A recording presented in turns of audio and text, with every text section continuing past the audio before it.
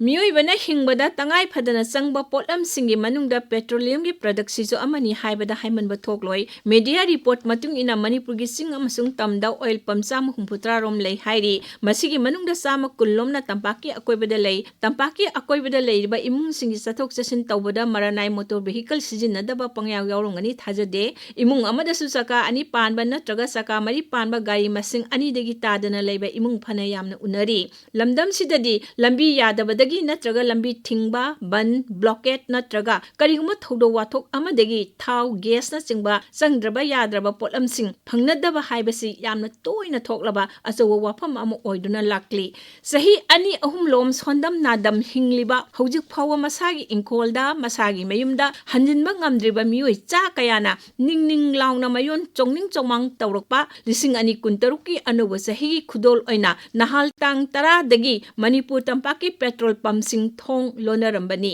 मसिगी ममांगदसु मरम अमा नत्रगा अमदगी लिसिंग अनि कुनमंगागी डिसेंबर थादा तांग 13 12 अमदि 16 दसु थोंग हांगनखिदे अदुबु मतमदुदसु हौजिकसु ब्लैक ता पेट्रोल लीटर दा लुपा 150 लुपा 100 फाव पीरगदी तंपाकी अकोइबसिंगदा पेट्रोल इकोम कोमना फंगनरी मणिपुर नोमदा सिजनरिबा थावी सांग असि पेट्रोलना किलो लीटर 190 रोम अदुगा डीजल न किलो लीटर 134 रोम नि हाइरी मणिपुरगी सिंग तंपुल्लगा लैबा ऑयल पंप 163 मुक्सिगी मनुंगदा 130 दी Indian Oil Corporation Limited IOCL गी मखादा लैबनी लेमोरिबा सिंगसिना लनाई पुसिलक अगा योनबनी हंदगी पंप थोंग लोनबसिदा IOCL गी मखादा लैबा ऑयल पंप सिंग अमदी NRL Bharat petroleum Hindustan petroleum न चिंगबा पुनमक यावकी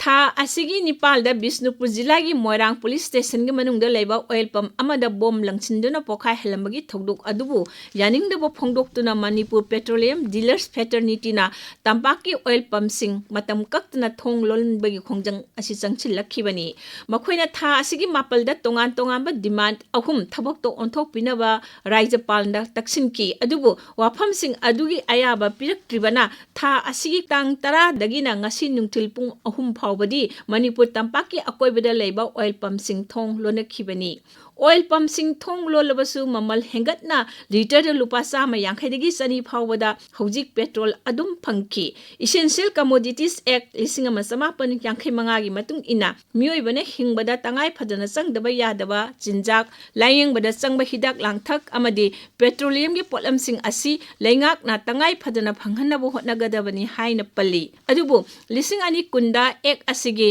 अमेंडमेंट तौख्रबा मतुंगदा मरु ओइना लौ सिंगुदगी पुथोरपो पोटलमसिंग अदुदी लौथोखरे तंगाई फदना लान चाक तांगबा ममल काय हेंगलकपा इसिंग इचाव मतमदा खुद थिंजनबा नतना रेगुलेट तौररोय अदुबु इसेंशियल कमोडिटीज एक्ट 1985 दा यावबा लैंगाकना पेट्रोल अमदी पेट्रोल दगी पुथोकपो पोटलमसिंग रेगुलेट तौदुना मियामदा चांग नाइना अमदी चानबा ममलदा फंगनगदबनी हाइबदुदी 2010 गी अमेंडमेंट एक्ट असिदसु अदुम यावरी ममांगदा चिंग निंखाइबा बन ब्लॉकेट तौबा मतमदा थाव लाक्तबदगी पंपता लैबा थावगी चांग येंगलगा लैंगाकना रेशनिंग तौदुना थाव फंगली हंदकी असना बन ब्लॉकेट नत्रगा चिंग निंखाइबा वाफम ओइद्री पंपसिंगदा किहन खंगहनबा नोंमै कापसिनबा बॉम कापसिलकपा तौरकपदगी पंप ऑपरेटर सिंगना पंप हांगदबगी खोंजंग चंगसिलकपनी लैंगाकना मखोइबु प्रोटेक्शन पीबीनबा कंडीशन खरा थमलकपनी वारी सानबदा ngarang फावबदी लेखाइ तादना लेरकपदु ngasiदी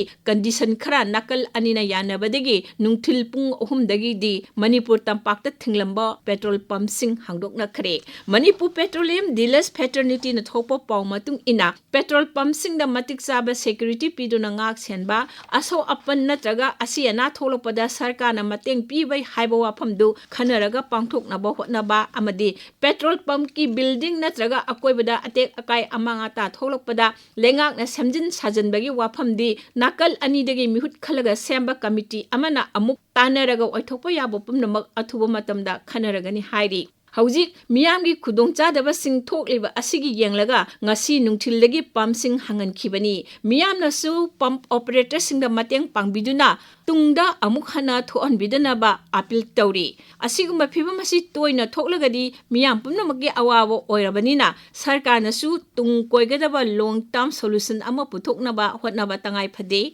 ꯂꯩꯉꯥꯛ ꯍꯥꯏꯕꯁꯤ ꯃꯤꯌꯥꯝꯒꯤꯗꯃꯛ ꯂꯩꯕꯅꯤ, ꯑꯗꯨꯅ ꯃꯤꯌꯥꯝꯗ ꯋꯥꯍꯟꯗꯅ ꯃꯇꯧ ꯀꯔꯝꯅ ꯁꯣꯂꯨꯁꯟ ꯄꯨꯔꯛꯄ ꯌꯥꯒꯗꯒꯦ ꯍꯥꯏꯕꯗꯨ ꯀꯣꯛ ꯆꯨꯡꯁꯤꯟꯅꯗꯨꯅ ꯄꯨꯊꯣꯛꯃꯤꯟꯅꯔꯒ ꯄꯦꯇ꯭ꯔꯣꯜ ꯄꯝꯞ ꯊꯣꯡ ꯂꯣꯟꯕꯒꯤ ꯈꯣꯡꯖꯪ ꯑꯁꯤ ꯏꯔꯝꯗꯝ ꯑꯁꯤꯗ ꯇꯣꯏꯅ ꯊꯣꯛꯍꯟꯗꯅꯕ ꯍꯣꯠꯅꯕꯤꯕ ꯆꯨꯝꯒꯅꯤ꯫